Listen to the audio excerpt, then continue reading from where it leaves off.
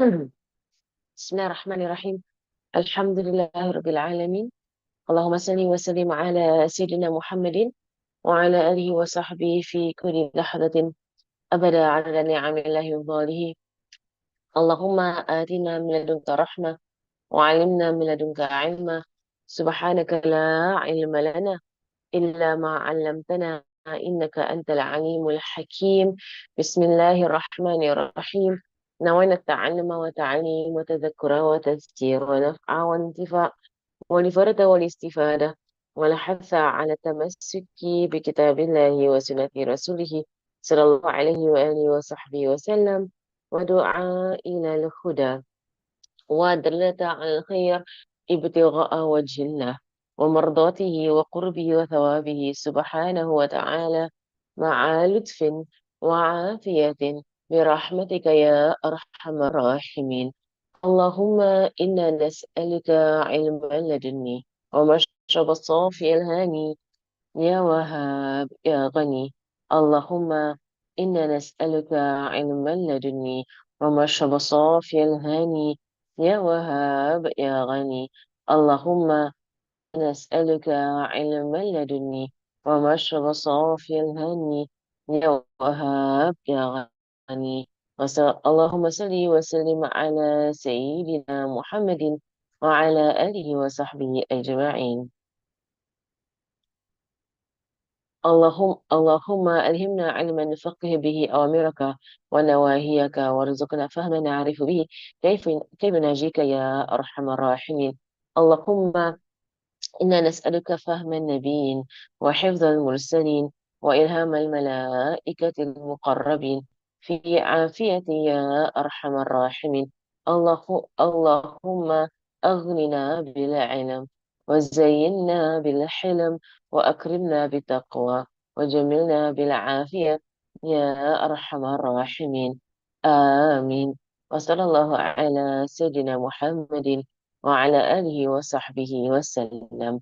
اللهم إنا نستودعك ما قرأناه وما نقرأه في هذا المجلس وما قبله وما بعده، فاحفظه علينا حتى ترده إلينا وقت احتياجنا إليه يا أرحم الراحمين. اللهم أكرمنا بنور الفهم وأخرجنا من ظلمات الوهم وافتح لنا أبواب رحمتك وانشر علينا حكمتك يا أرحم الراحمين. آمين. وصلى الله على سيدنا محمد وعلى آله وصحبه وسلم. اللهم يا من مقاليد الأمور كلها بيده وإليه يرجع الأمر كله، يا فتاح يا عليم، يا فتاح يا عليم، يا فتاح يا عليم، افتح علينا فتحا قريبا. وصلى الله على سيدنا محمد وعلى آله وصحبه وسلم. بسم الله الرحمن الرحيم. رب اشرح لي صدري ويسر لي أمري واحلل عقدة من لساني يفقه قولي وسدد لساني واهد قلبي وافعل كذلك بأحبابي أبدا. وارزقنا كمال فتوح العارفين والفقه في الدين مع كمال الإخلاص والصدق واليقين والعافية والغنى والنصر والحفظ والنفع والانتفاع وخيرات الدارين وعلوم الأولين والآخرين. آمين. وصلى الله على سيدنا محمد وعلى آله وصحبه وسلم والحمد لله رب العالمين. الفاتحة. أعوذ بالله من الشيطان الرجيم.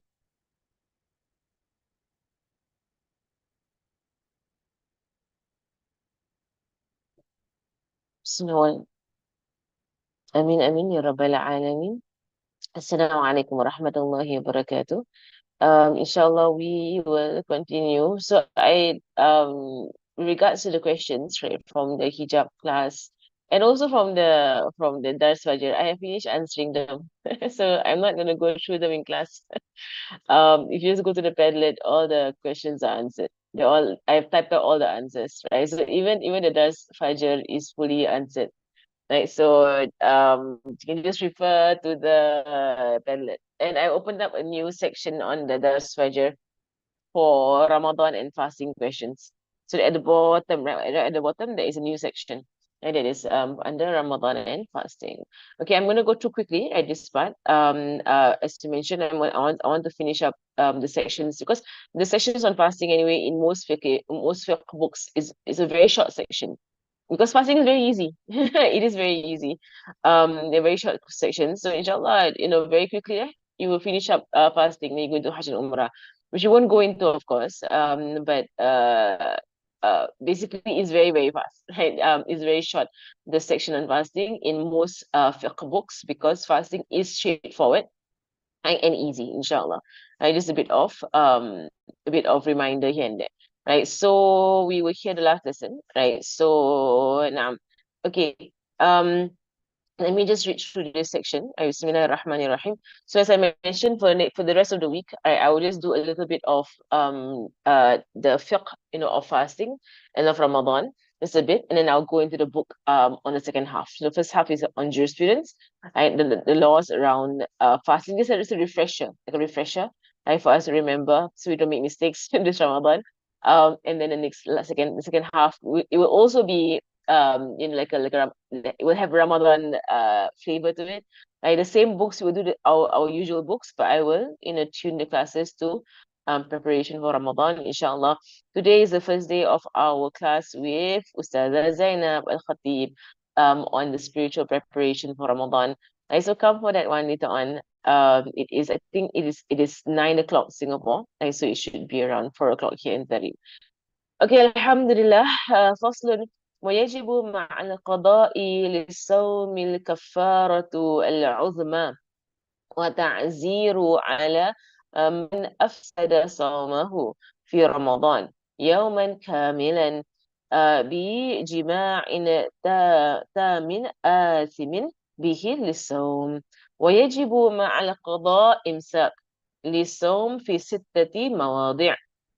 الأول في رمضان لا في غيره على متعد بفطره، والثاني على تارك النية ليلا في الفرض، والثالث على من تسحر ظنا بقاء الليل فبان خلافه، رابع على من أفطر ظنا الغروب فبان خلافه أيضا، الخامس على من بان له يوم 30 من شعبان أنه من رمضان، والسادس على من سبقه ماء المبالغة من مضمضة واستنشاق.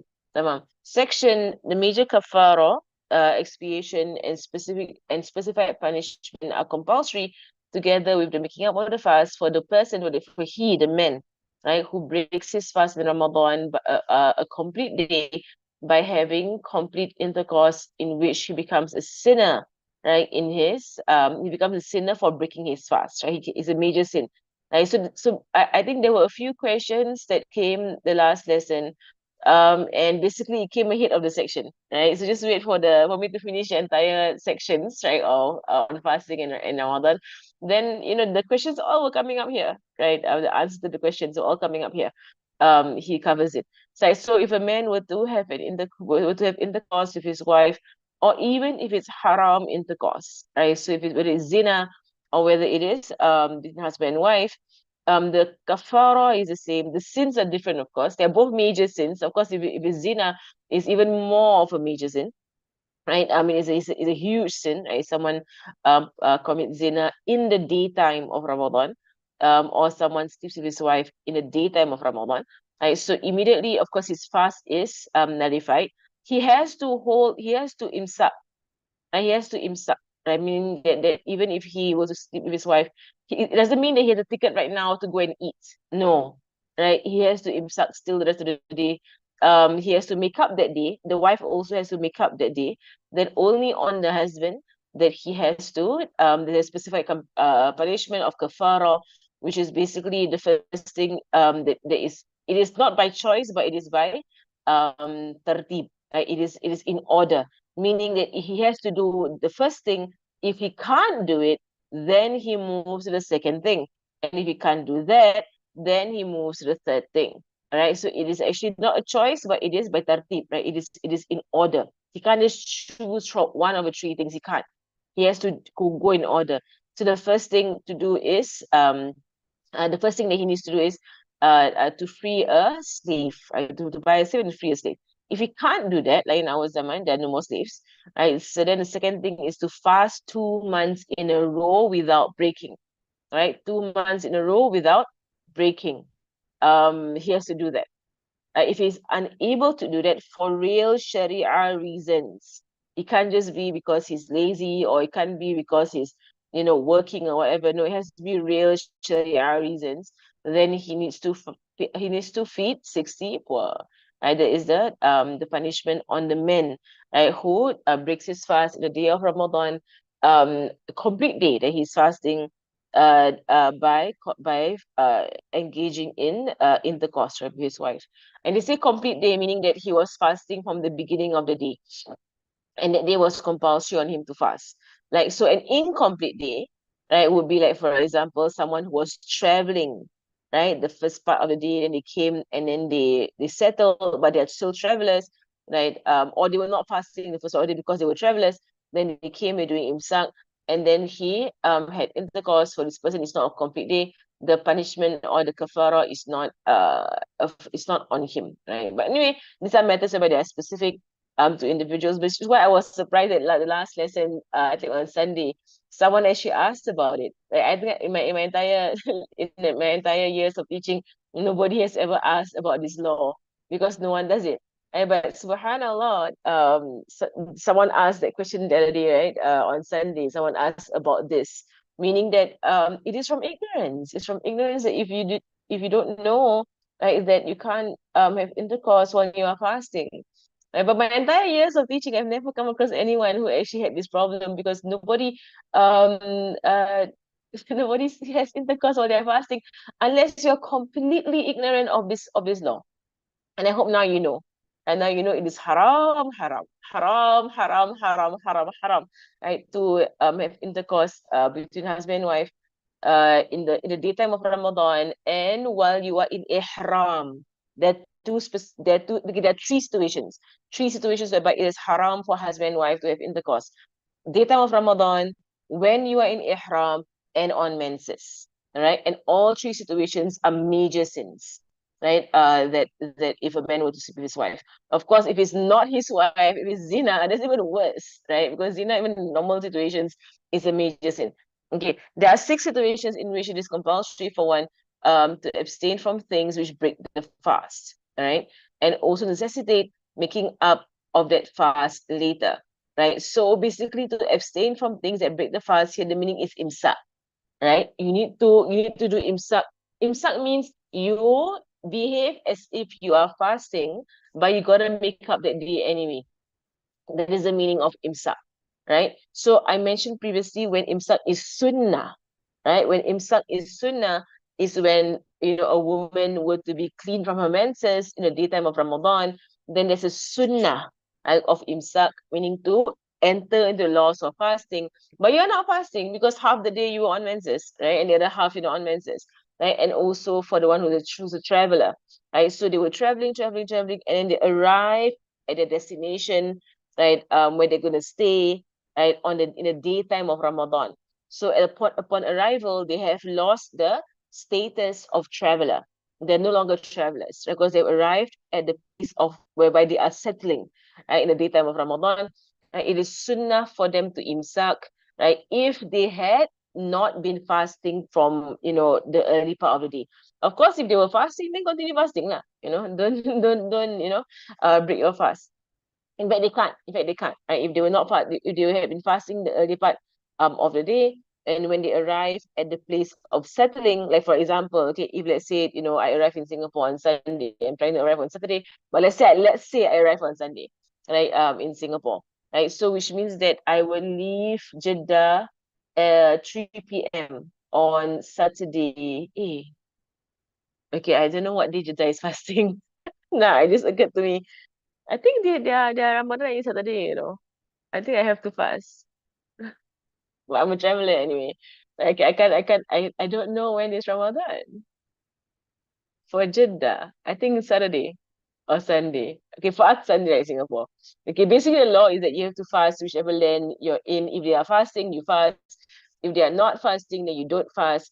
If because of travel, you kind of miss days of fasting, then just make it up, right? Outside of Ramadan, right? Because of travel. Because it happened to me before that because I was traveling between America and Singapore years ago, right? During Ramadan, that I actually had a 28-day Ramadan. 28. And there's no such thing as 28 days in a month. Yes, there's no such thing as 28 days in a month for Islam, right? There's no such thing. It's either 29 or 30, right? So this missing day because of travel back and forth is one missing 24 hours. So I just have to make up a day after that because it can't be that there are 28 days in a month.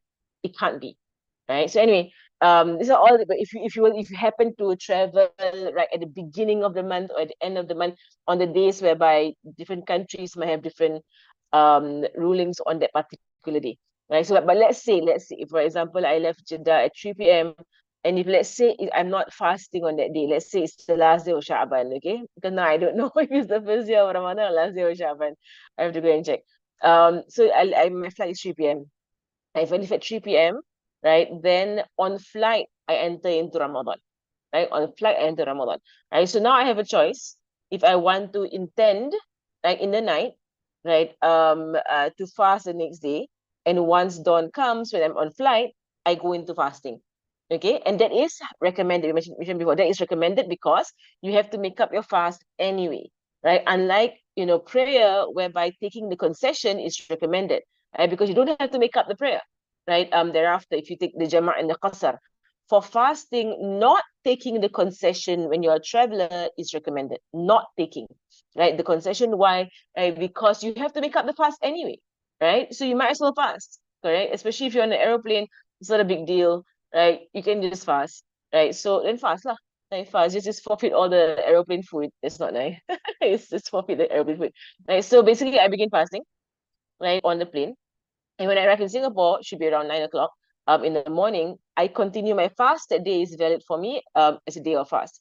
If, let's say, I choose to not fast and I have that concession as a traveler, right? So I don't want to fast, for example, right? So the dawn comes, I'm on the plane, right? I eat the plane food, I don't want to fast, right?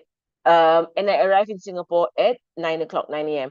I am muqim in Singapore. The moment I arrive in Singapore, I am muqim in Singapore. And muqim means I'm a settler. I'm a settler in Singapore because I intend to stay in Singapore more than 4 days. Right. The moment I arrive, I am no longer a traveler. I've lost my status as traveler. Right. So which means that I have to imsak. Not imsak. Not that I have to. It's sunnah. Right. It's sunnah for me to imsak. Right. So even though I ate already in the morning on the plane, right. But at this point, I've lost my status as traveler because I have come to my destination whereby I'm settling more than 4 days. Right. So it's come sunnah on me to act as if I am fasting, right? Till Maghrib. Tamam? Okay. Right. So these are the matters here. Okay, so that was what I mentioned earlier on Sunday, right? Whereby to imsak is sunnah. Right? Sunnah to imsak. Here are conditions whereby it is wajib to imsak, right? Wajib, right, to imsak. Right, the first condition is the guy who actually had intercourse in the daytime of Ramadan. Okay, the guy and the man and the woman, both of them, it is wajib for them to imsak, right? Because they ruined their fast on purpose and they have no Sharia reason why they ruined their fast. Okay, the sixth situation they will call for compulsory imsak. Right? So it's not fasting, it is called imsak. Breaking his fast with a wrong act from his side in the month of Ramadan. Breaking his fast with a wrong act from his side in the month of Ramadan only. What's the Arabic? The English sounds so weird. Um, mm,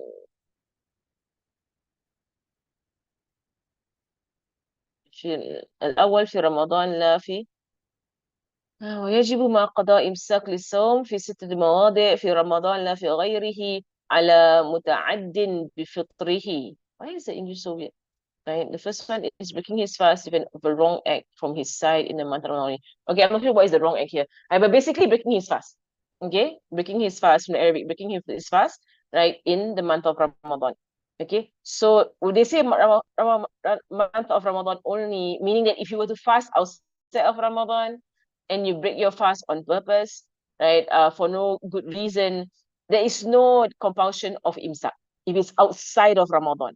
All right, but you are sinful if you break any form of compulsory fast, even outside of, right? So for example, you owe this in Ramadan, right? And then so outside of Ramadan, you want to do a qada. Right? So you fast a qada fast, right? You go to make up the fast of Ramadan. All right. Then someone invites you, right, to a lunch, to a dinner. Dinner, okay, lah, it's after Maghrib. To a lunch. Someone invites you to a lunch or to a wedding. But you already began the day fasting. And the intention was a qada, right? Meaning it is a compulsory fast. It's a compulsory fast. It is haram on you to break that fast. Okay? It is haram to break fasts that are compulsory. You don't have a choice actually. Once you begin a day doing a compulsory fast, you don't actually have a choice. Right? You have to complete the day. Right? But if let's say you do break that fast, okay, so first and foremost, you sin, you have to repent from that, right? But you don't have to imsak the rest of the day. Unlike Ramadan, if someone breaks the fast of Ramadan for no Sharia reason, they just break it, right? Then it is wajib on this person to continue to do imsak, right? Or for the rest of the day of Ramadan. Doesn't mean that you have a free ticket now, you book in your fast, you have a free ticket to go and, eat more food. No, right? But if you break your fast on purpose, okay, not forgetfully, but on purpose, then you are in major sin. It is a major sin, right? To break your fast on purpose in the daytime of Ramadan, without any Sharia reason. Right? So please, subhanAllah, please be careful about this.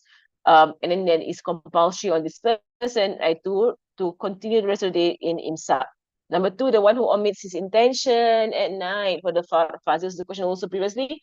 So as I mentioned, you all, preceded the section, right? Wait for me to cover all the sections, then ask your questions. Okay, it's coming up. It's coming up. Right. Most PK books, especially Safinatunnajah, like they're very comprehensive, right? Very, very comprehensive. Right. So all of your questions they're all already here in the book, right? So just wait for us to finish the sections, then you can ask your questions. Um, right, upon one who omits the intention at night for the fard fast, right? So in the Shafi'i madhab, right, it is compulsory to make the intention every single night. It is not hard at all. Like yesterday, on Sunday, I explained how you can do this to ensure you don't miss your intentions. And if you really want to, put alarms on your phone, lah. Right? So you know, when is sahur. And sahur is what time in Singapore now? I don't know what is time in Singapore in sahur. Right? So let's say it's 5 o'clock, lah, 5 o'clock sahur.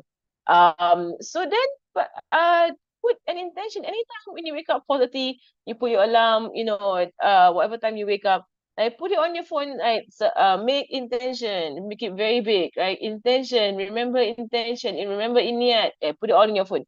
Like you won't forget, right? The alarm is there every single day. But if let's say lah, someone really forgot to make their intentions in the night of Ramadan before the day, and the day had begun.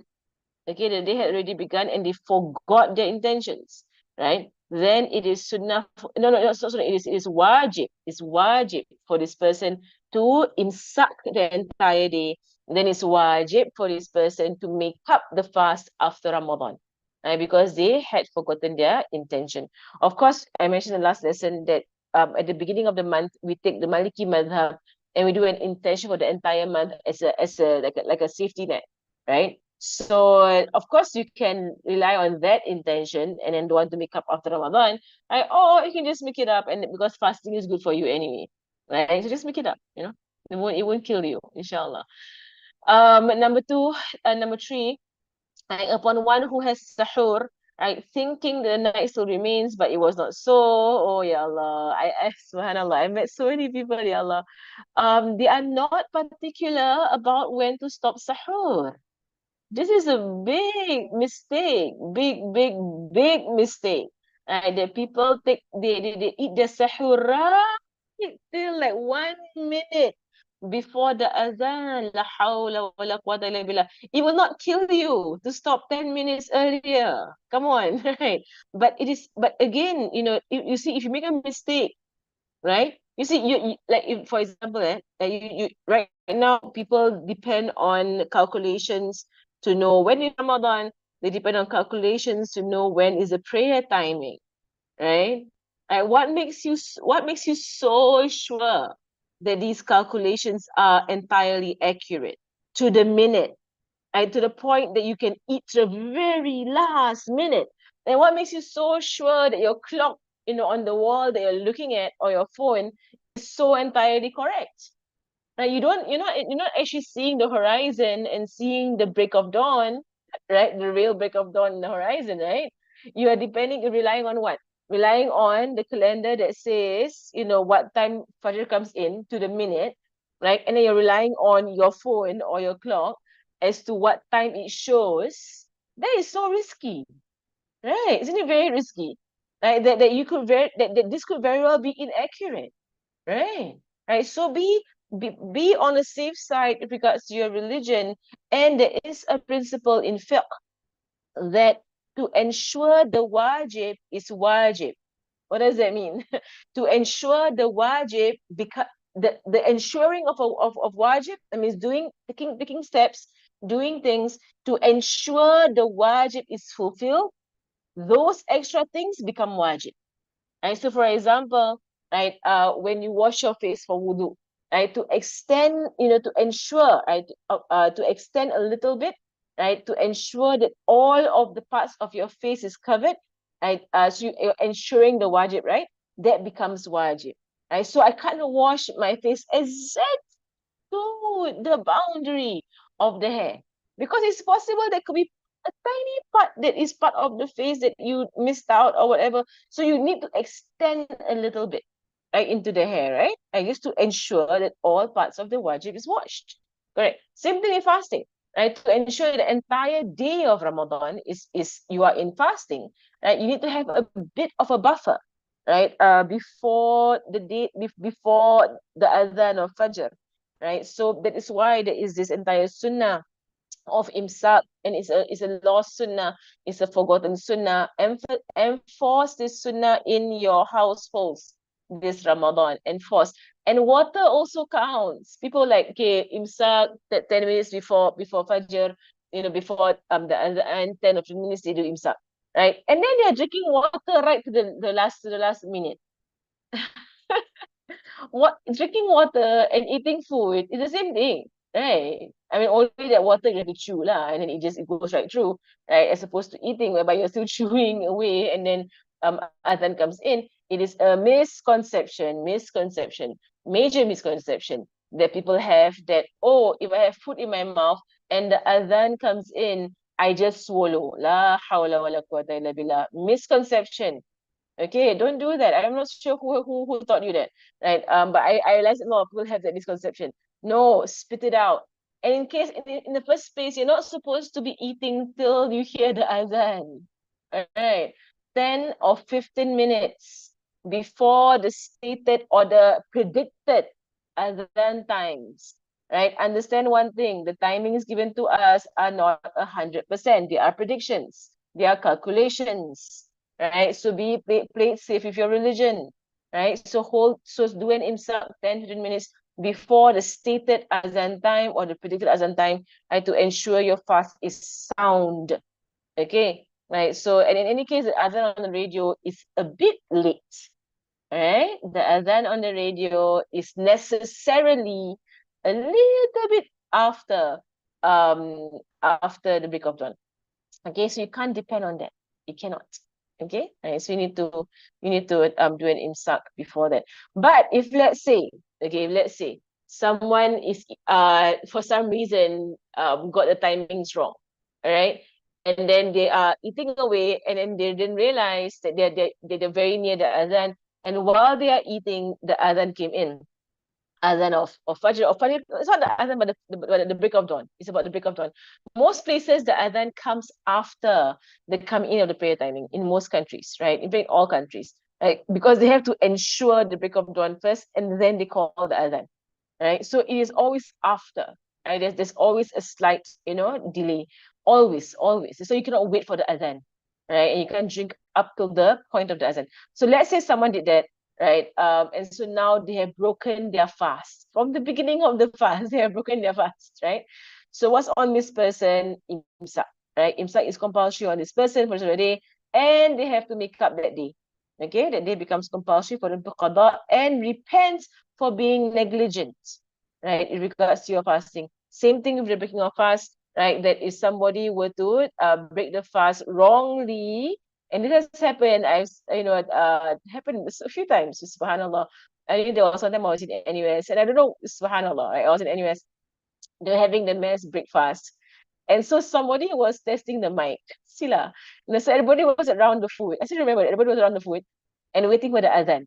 Okay. And some person, or some one of the men, right, they were testing the mic. And of all things to say, he said Allahu Akbar. Of all things you could have said to test the mic, okay, you could say Bismillah, you could say Assalamualaikum, you could say a lot of other things, right? This guy said Allahu Akbar. And people broke their fast.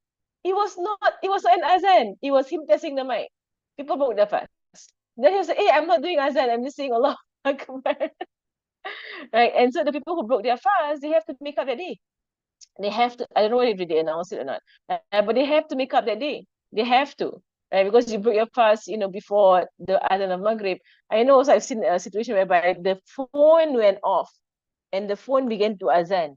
It's not the real azan, it's the phone azan, right? And someone in the halaqah broke their fast, right? Because they heard a false azan, right? And then they broke their fast. If this happens to you, you say, but it's not on purpose. It's not on purpose, right? The you broke the fast on purpose, yes, but you were misinformed, right? You were misinformed. Must you make up the day? Yes, you must. You must make up the day. You must imsak for the rest of the time until the break of fast. All right. So it's only going to be like a few minutes lah. Okay, in point number 4, right? So probably you heard the false azan like maybe 2 minutes before the real azan, right? Yeah, you just broke your fast. Stop there and then someone says, so that's not the azan. Oh, then you stop there and then. Right, wait for real azan, then you break the fast. So there is a wajib imsak. Very short, but wajib still. Okay. All right. This is all about the laws of the one who had intercourse in the time of Ramadan. So I won't be going through. If you have specific issue with this, then talk to me. I will help you out, right, with the situation. But it's not something that most people fall into. All right.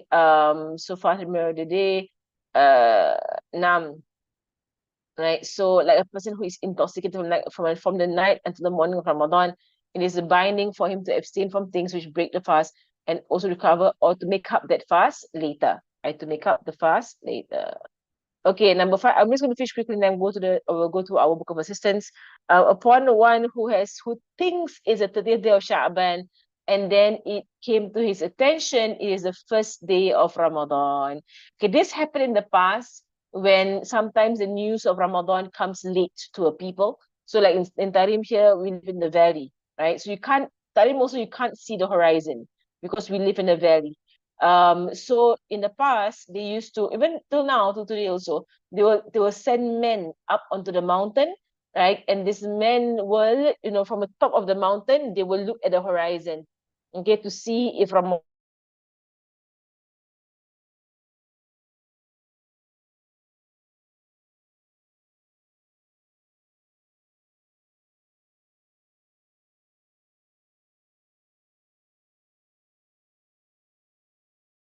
is first day of Ramadan. If you don't see the new moon, right, then the next day is the 30th day of Sha'ban. Okay, so because of this, right, the news reaches some towns late, right? Back in the day, whereby you have no technology, right? The news, because it's all manual, the news could reach a town late. Okay, right. So the people might not start fasting on the first day of Ramadan. And so it's called a day of doubt, right? They're waiting for news from the moon sighters, right? So if they had not been fasting, then the news bearer comes in the daytime of the first day of Ramadan and say, people, today's the first day of Ramadan, right? And people are already not fasting. Okay, wajib on them to imsak and they have to make it up later on. All right, there's no sin on them because they didn't know, right? It was the first day of Ramadan. Upon one who was excessive in gargling and putting water in their nose for wudu specifically, or outside of wudu, right, to an extent that water goes down their throat, right, this falls under breaking your fast on purpose. It falls under breaking your fast on purpose. Excessive gargling, meaning to bring the water all the way back to your throat. You are not to do that when you are fasting. It's sunnah when you're not fasting. When you're fasting, you're only supposed to gargle during wudu at the front part of your mouth. And excessive also means to gargle more than 3 times. So if somebody were to be gargling their mouth more than 3 times while doing wudu, that's excessive, right? And then they swallow water because of that, then their fast has been nullified. Alhamdulillah. And then they have to make out the fast, right? But however, if you were not excessive, meaning that you kept the water at the front of your mouth, and you only did 3 times gargling, and you still swallowed a little bit of water, it was not on purpose, right? That one you're pardoned. You are pardoned. The fast is not invalidated. It's not about it. Right? It's not invalidated. It is still valid till the end of the day. Okay, inshallah. Okay, tomorrow I'm gonna continue this part. All right. So inshallah, if anyone has a if I remember. Yeah, I remember at NUS. For some reason, you can test mic, don't say Allah Akbar. Say something else lah. Why say Allah Akbar? Right.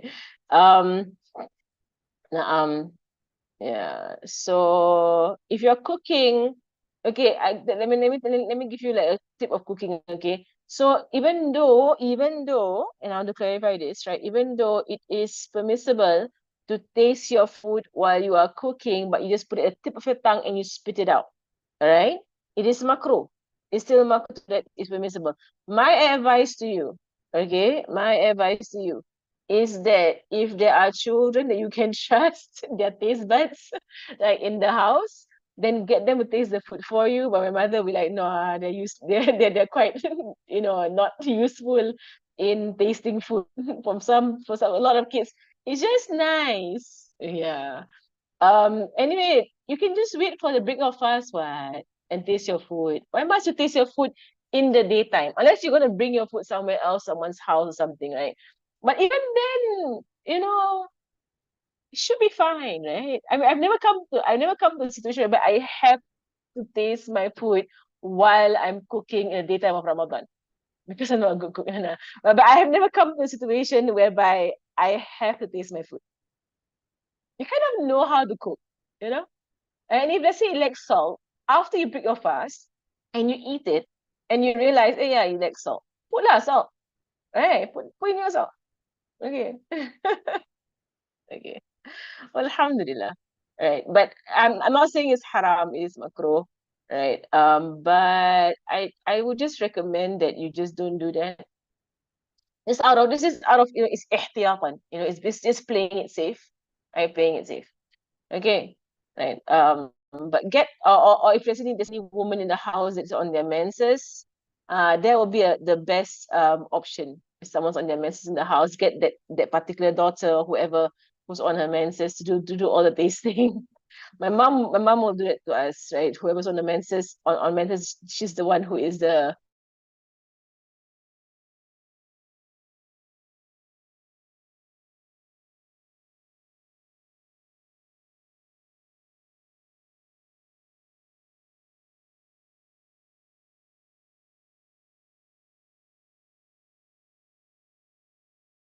Okay, sorry, my internet cut off. Yeah, but anyway, my mother would do that to us. She would just check who is not fasting in the house because of menses, and you become the official taster of the food. Right. But anyway, you can always just taste it after the break of fast, right? It won't kill you to wait till Maghrib and then taste the food and do adjustments, right? Right. Is your monthly intention valid even though you're on your months in the middle of Ramadan? Well, what do you mean by valid?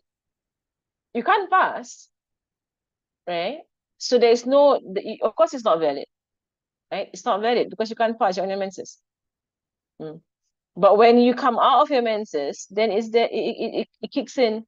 It kicks in. But we are all Shafi'i here. So don't be negligent of making your intention every single night of Ramadan.